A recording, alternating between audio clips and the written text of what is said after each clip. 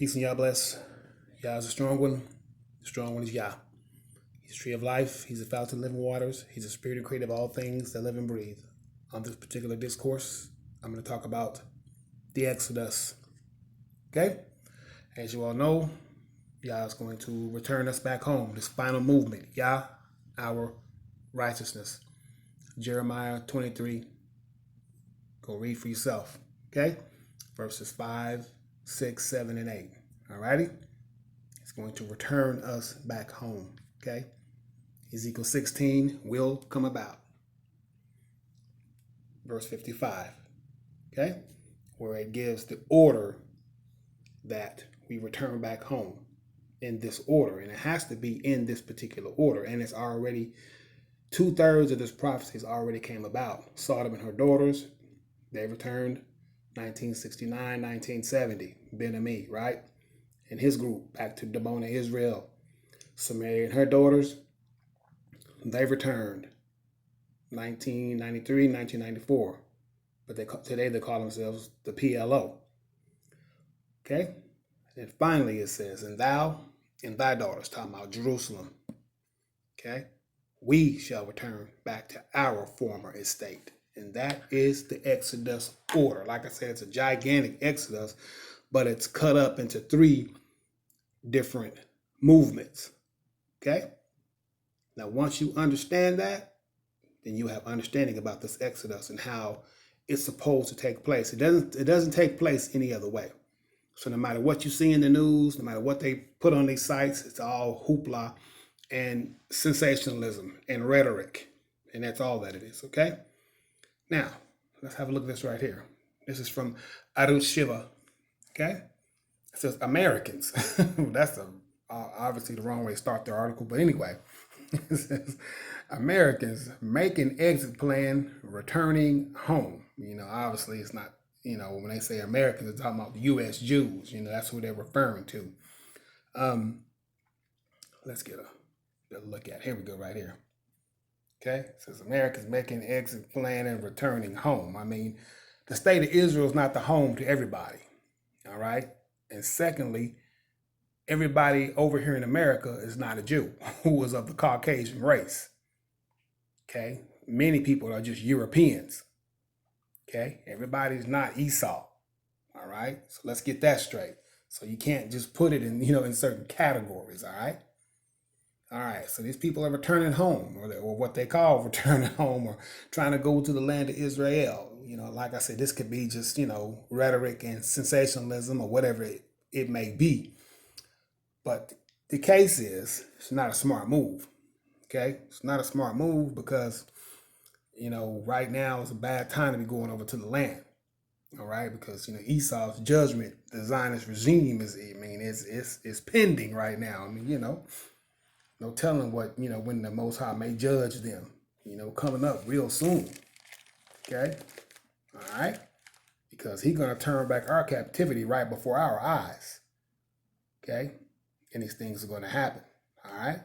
And plus, when you get over there, a lot of times, like I said, the Jews over in the land and the Jews coming from America, man, they look at them as being different from them. When you get to the land, they treat you differently. They treat them people way differently that come from America who go over to what they call the state of Israel today.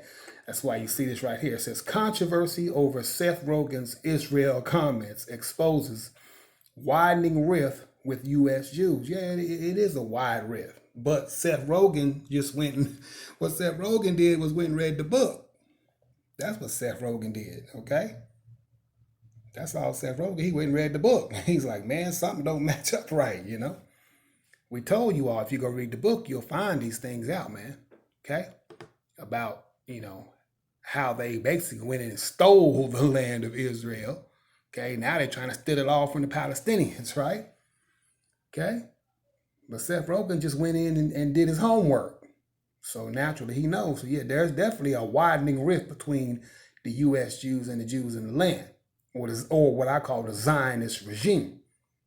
It's definitely a widening rift, and it's been there, okay? Because most people, they prefer to live in America than go over to the state of Israel, okay? whether they Esau or not. They still prefer to live in America than go over there. All right. All right. But all this talk about going over to the land, man, you're too you're too early, man. Okay, listen to this. It says, is the rift between Israel and U.S. Jews about to get far worse? Well, it's already in bad condition. So, it's always been that way because the people in the land, they swear up and down they're better than the people in America. You know what I mean? So I'm gonna leave that up to people to figure out for themselves what I mean by that. But that's what they think. Those ones in the state of Israel, they think they're better than the ones in America. You know what I mean? But yet they get all kind of stipends and and money from America. For them to go buy weapons to kill the Palestinians with, because that's all they do with those weapons. Go kill Palestinians. You know what I mean? It's really all they do. Okay. All right. You have to wait for the Exodus to be triggered, whether you are a stranger or not. And then even at that point, it's still going to be regulated to a point. You know what I mean? Because this book has to be fulfilled correctly. Prophecy has to be not only seen, prophesied by the prophets, but seen by us. And it will come about perfectly the way Yah, the Holy One of Israel, wants it to come about. Because see, they do stuff like this right here. To true, so they think they're gonna flood the land, and oh, we already here, man. So whenever we get there, they say, hey, we already here, so too bad, or whatever the case is. That's kind of what their attitude, or quite what they're thinking. You know what I mean? We're already here, so we got this, or we got that, man. They just don't. They apparently didn't read the book correctly, man. The Most High said He gonna suddenly make you run away from there, man. For all those going over time, they making their leave and they going home now, or have already went over there.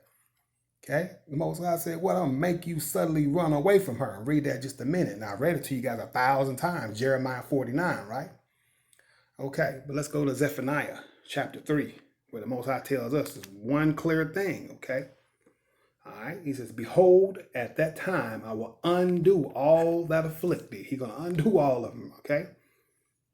And I will save her that halteth, and I will gather her that was driven out, right? Driven out of the land of Israel, right? Us, right?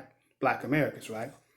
And I will get them praise and fame in every land where they have been put to shame. So we're going to be famous, man. Because y'all the children of Israel. You know what I mean?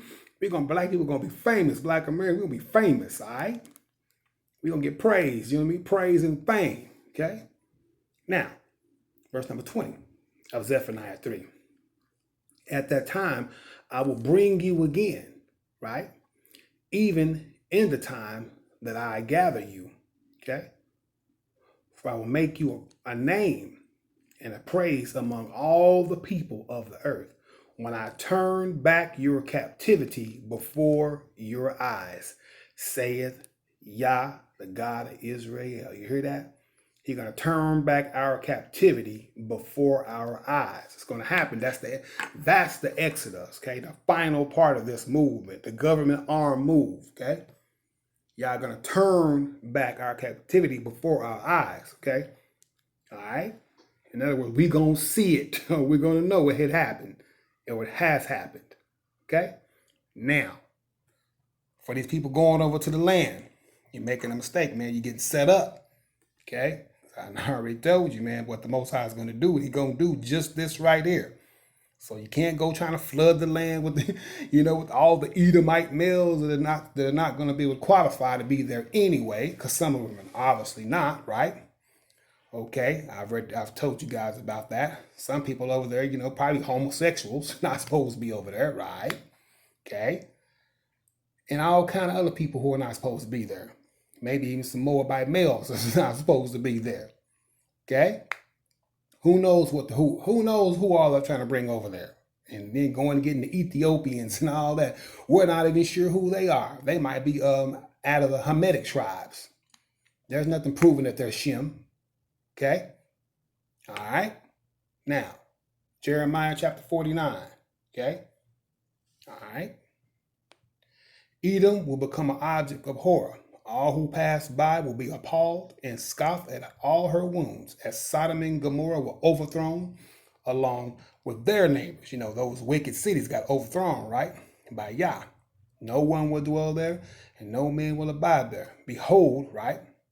One will come up like a lion from the thickets of the Jordan, right, to the water pasture. Okay. The Most High said, for an instant, he says, I will chase Edom from her land. For in an instant, he's gonna chase Edom from her land. Okay. Okay. Quick. In an instant, he's gonna chase the Edomites from her land. Okay. And who was the chosen one I will appoint for this? For who is like me? The Most High says, who can challenge me? And what shepherd shall stand against me? Nobody.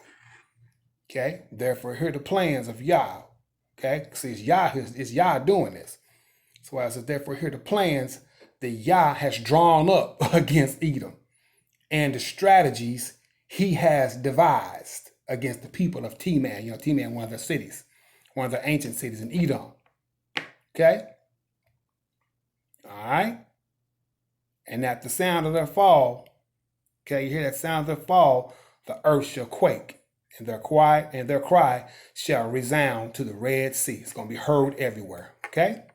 So I want people to think about this before they get to making these aliyahs, okay? Going back home. All right? Think, or you're going to get chased out.